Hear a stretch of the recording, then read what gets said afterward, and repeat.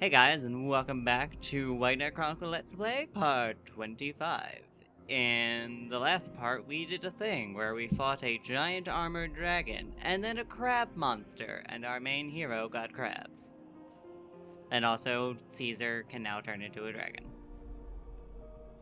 Which, speaking of, in between this part and the last part, I decided, I don't know if I mentioned it last episode, but I decided that I'm going to end up using Caesar on my main team because I like using him, and not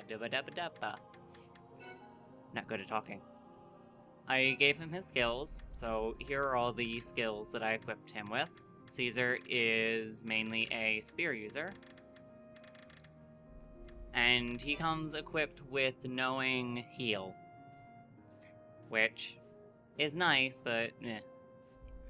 Caesar is unable to learn how to use the bow and the staff, which is fine. He's mostly supposed to be a mid-range, balanced character with damage. I'm probably going to keep him spear and honestly probably turn him into a healer maybe, since I took Yuli out. I don't want to be the only healer on the team. That would just be very, very bad. I'm not good at focusing on my companions. But for now, we have to head back to Balandor because we need to meet with Medius. That's his name. Yes, I totally didn't forget. I don't know what you mean. Yes, quite. Loading times! Yay! Well, I hope everybody has been good in the long break. So, this is the Kingdom of Balandor, huh? Thanks, guys.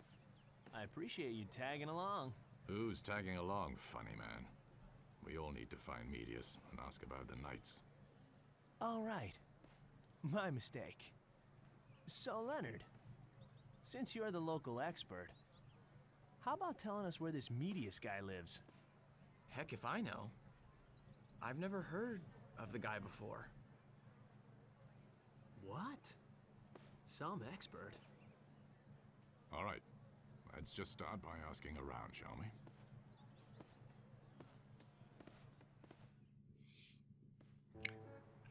we? You have to give Leonard some credit, and I would have very quickly responded with, well, excuse me, Caesar, but do you know everybody in Greed? Because Balandor isn't exactly a small city. Like, I've been to Balandor many, many times, and I couldn't tell you all the characters here. Like, geez. I mean, I know where to go, but you can probably talk to people. No. You're, what? Everything's so blue. Why even that old Medius had a blue roof. Okay, yeah. So you can talk to people, and I believe people will just give you the hint that, oh, Medius lives in the house with the blue roof. And just try when you're looking around not to confuse it with the wall roofs, because those are also blue roofed. Are you trying to make us paranoid? But pretty much just walk over here into the, I guess, the main street, since this is the main street that goes up to the castle. And there's a quest here, but I'm not going to do it.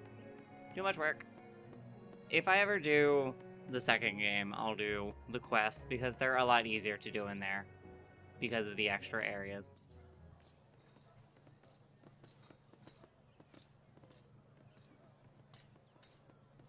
So, a house with a blue roof. There! Is that it? Fits the description, and looking around, it's the only blue roof. Seems worth a look. Yay, that was a very needed cutscene. It's pretty much, hey, in case you didn't notice, here's the house you're looking for. So just walk up to the house. More cutscenes.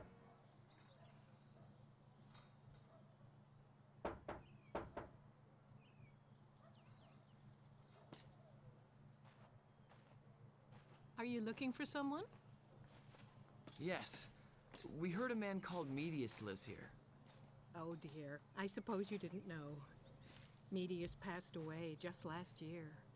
He's dead? What? Oh, well, guess I'm never gonna find out where I came from. Yeah, the plague got him. He was such a good man. Talk about a big old waste of time. Are you folks friends of Medius? Maybe you'd like to meet with Seti, his son. What? He had a son? Do you know where we could find him? Gods, who knows?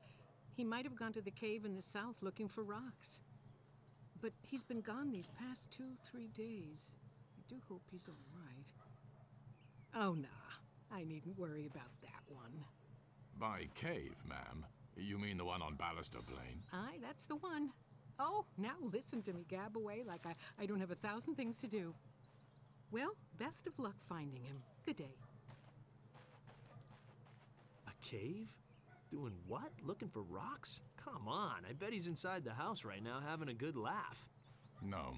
I can tell you no one is in that home right now. Yeah? You sound pretty sure about it. Indeed I am.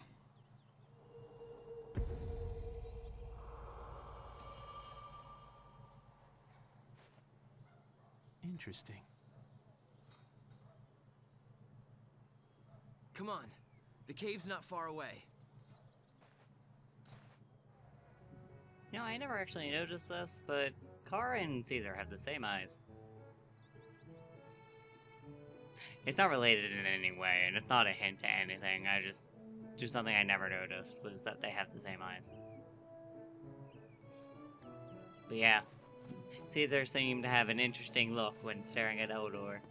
I wonder what it means. Maybe the new Knight Power has given Caesar some kind of insight. Ugh. So yeah, cave hunting time. Well, might as well just go Balandor Plains, not bother with a map. I'm trying to think if I know exactly how to get to the cave without looking at the map. I'm gonna say no. Might as well just continue using the map. You have no reason not to. Here it is. Okay, so we'll just follow the trail left, and as you can see, our destination is over there. It's not that far, but I believe you want to be prepared, because I believe that in the cave there's going to be, I guess you could call it kind of a mini-boss. You pretty much just have to be prepared to fight some tough enemies, that's all. I mean, this is an RPG. You really expect them to make finding somebody easy. Also, one thing I do love about Balandor Plains, that the Pokins and the Kibbles won't, excuse me, won't bother you unless you bother them. So you can just have a nice leisurely stroll across the road until you run into a Vespid, and then have to murder its face. Like so. Zip!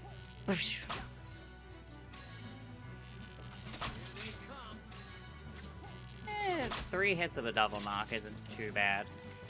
Though at some point I probably should get to grinding a little bit. I have a vague idea of where I want to be, because with getting Caesar, we now have everybody we're going to get. So I cannot really care much about levels. I can just go and do whatever, and I won't have to worry about staying within a certain level.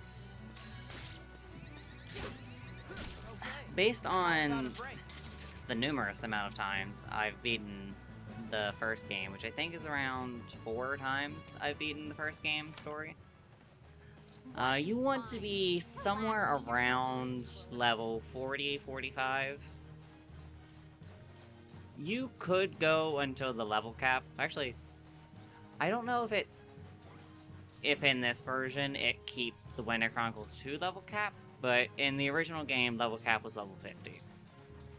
If I remember correctly, it's been quite a few years. So you don't have to be at level 50, but it helps. Being level 45 itself helps. So probably we'll see what happens when I get to around the final area, and if I'm not close enough to the level that I want to be, then I'll do some grinding off screen. I may do a quest, because I honestly should do that for you guys at some point, since it is part of the game, and I feel like I would be leaving out an important part of it if I didn't show you some of the quests. But that's later stuff, and you don't really have to worry about it. If you are curious though, since I don't really have much else to talk about, the quests are the only way that you can build up your guild rank. Okay, sweet, both me and Leonard leveled up. So if you ever want to increase your guild rank, that's how you do it. But again, it doesn't really matter besides for unlocking more quests I'm fine. Let's just and online, which isn't available in North America anymore. So, Eldor. Huh? You, gonna tell us who you are?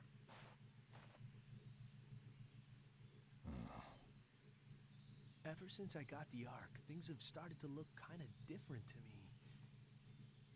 It's like I see through dragon's eyes now. How do I put this? It's like the dragon sight lets me look inside people to see what makes them tick. And what of it?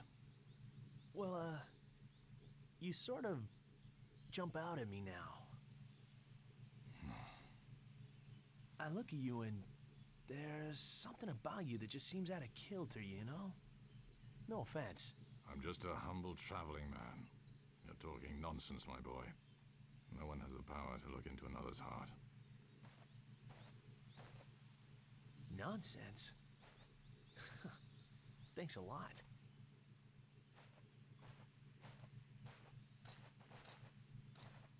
All right. Let's hope Seti's in here. While we're at it, let's hope he's in one piece. Ooh, Eldor has some mysterious secrets. I also just realized that Caesar doesn't have a shield. Equipment. What is the strongest? Ugh, I don't really have any good. Wait, hold on. Let me sort. Alright. Yeah, I don't have any good shields for him at the moment. But Caesar has a move called Shield Bash, and he can't use it unless he has a shield. So, for now, he can't use it, and his defense will be a little bit lower, but whatever. I believe you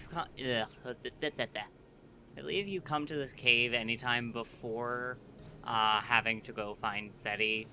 This door will be locked. Just an FYI. I believe there's a cave. There's a cave in this cave. Did you know? God. I believe that there's a chest at the end of this cave, but I could be wrong. It could just be... Oh, no. It's here. Never mind. A heavy machete, which I believe is an axe for a short sword. So, not going to use it. But, there you go. If you want it, you can have it. Okay, so there's probably a... Ugh. Words are not good with me right now. There's probably a resource gather location at the end of the cave then. Take your time, cutscene. Over there! Damn, there's 3 of them. Sue him! Leonard! Transform!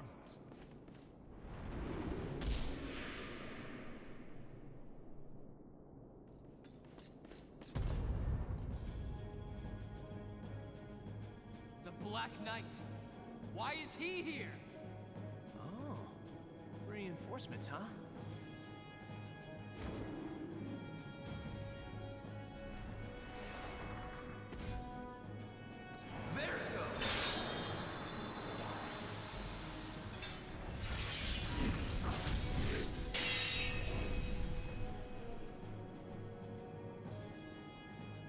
Whoa! Are we on the same team?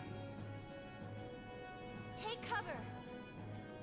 Caesar, the Black Knight's our enemy. You have to help Leonard. Okay.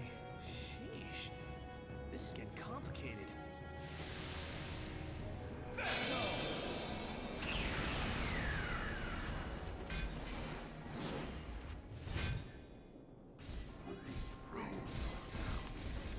Welcome to the quote-unquote mini-boss. It's the Black Knight. Also, you notice that yet again in this cutscene when the Black Knight appears, just like in Balandor Trail, Kara is nowhere to be seen. Wonder if she got knocked out again. Also, holy crap, Caesar, you almost did 300 damage. Ow, I also just whacked the desk, which I'm probably going to have to fix in my audio. Ow. Caesar is a really strong knight, I won't take that away from him.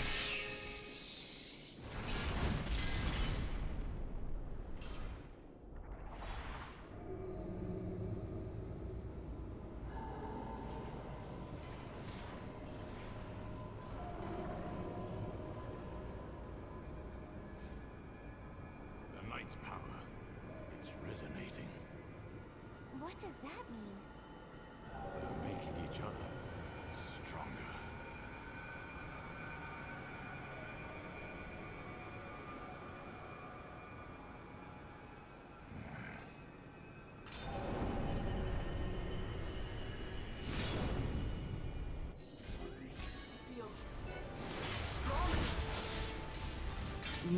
Now, I don't think that actually does anything.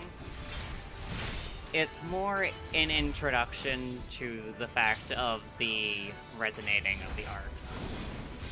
Which, if I remember correctly, it doesn't actually do anything until the second game, when all the knights are together.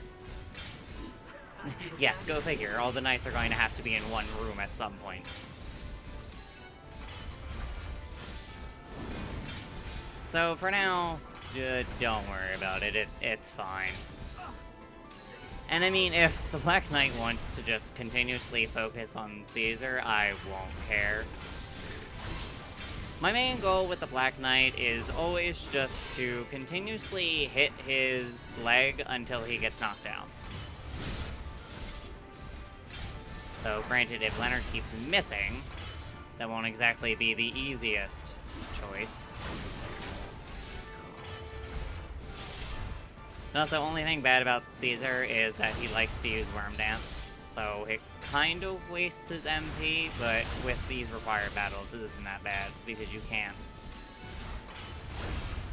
run out of MP, because it'll automatically recharge, so that way you don't die. I wish that was a constant in this game, but whatever. Will you use your healing soul already? Jeez. I also have no idea what the Black Knight's change mode is. Oh crap, this is gonna hurt.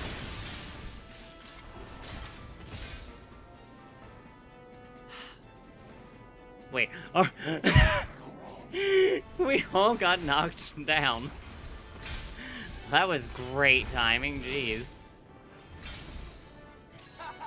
I have never actually seen all three of us get knocked down before.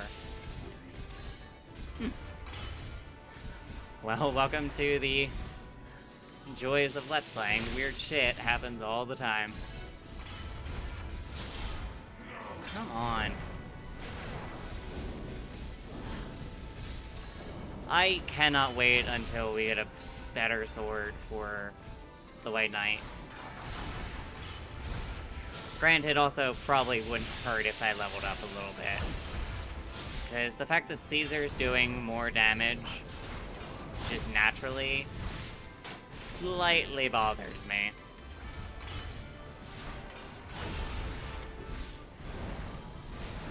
Well, I'm trying to think. I think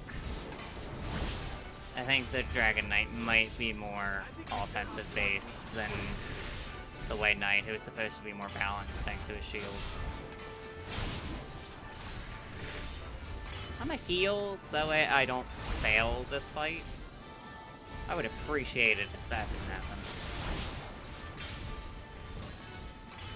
Come on. You have no health. Just die. Jeez. Come on, die! You don't have any health.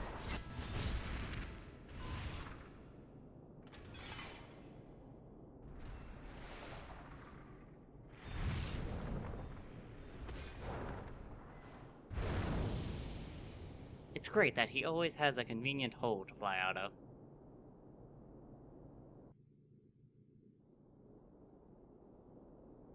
Who was that guy in the black armor? A magus. But unlike the other magi, he can turn into a knight. He murdered Balandor's king. Got it. Black Knight, bad guy.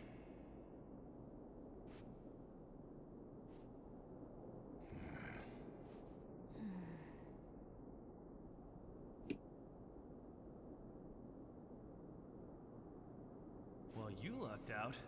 I don't know how to thank you all. You saved me. The Black Knight saved you. Why would he do that? Well, I certainly don't know. But those ebon wings, that could only be Dinovus. Ebon Wings? So you do know about the Knights, huh? Yes, quite a bit. And now I've been rescued by one. That day must be drawing near. The day that Father feared so much. Huh? Yeah? Tell us more. Very well. But first, let's return to town.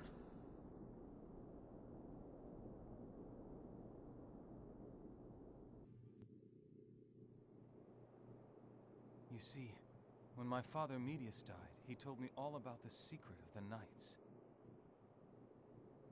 As you know, the Knights are weapons of war, sprung from an ancient wisdom. These ancients, their technology truly defies modern understanding. But as sophisticated as they were, the ancients still needed a fuel for their knights, something with which to power them. Fuel? A knight is like a suit of armor. It cannot act on its own.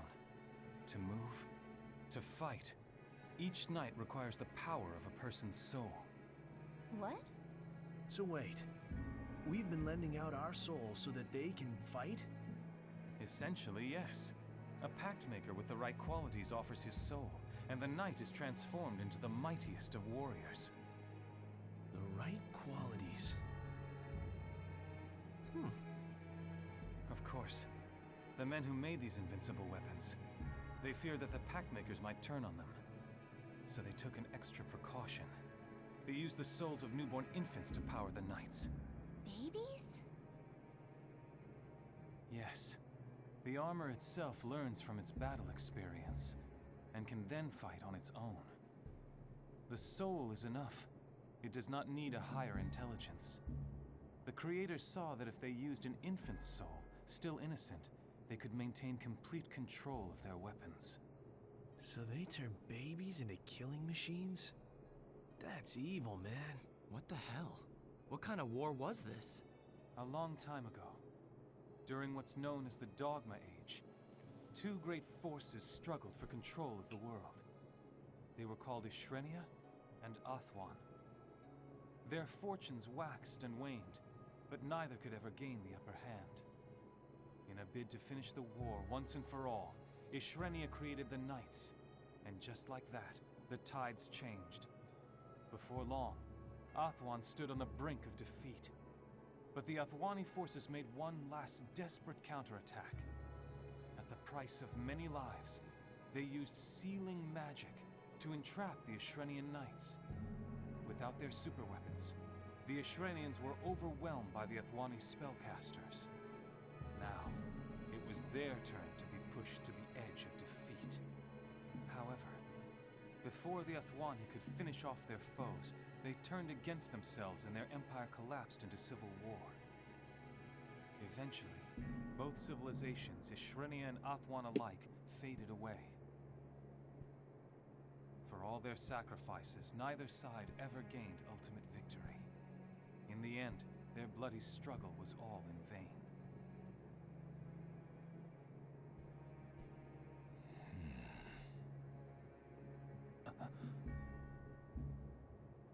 Interesting. now the knights are free again. So it seems. The Dogma Age ended with no victor. However, the oracles of the time prophesied a final battle would be fought 10 millennia later.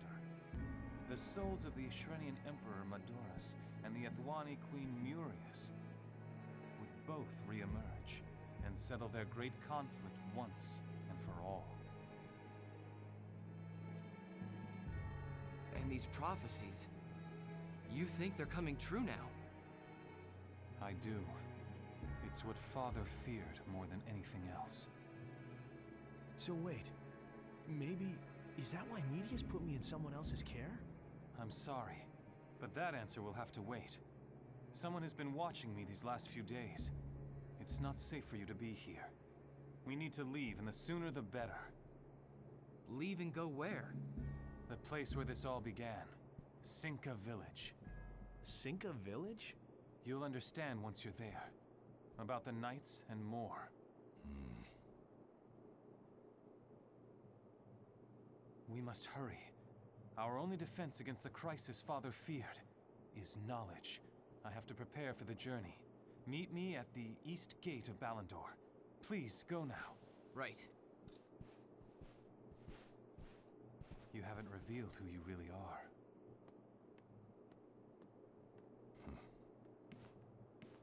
Well, it won't stay secret for very long.